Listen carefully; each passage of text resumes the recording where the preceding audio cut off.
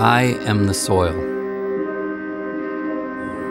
I am in the hills and in the valleys, the farms, the orchards.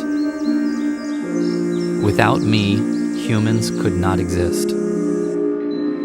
But you treat me like dirt. Do you realize that I am just a thin skin on this planet? And that I'm actually alive? Full of organisms that grow your food? But I am broken, aching, overused, sick because of you.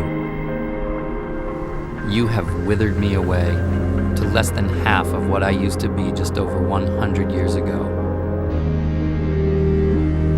Are you paying attention? I am turning to dust.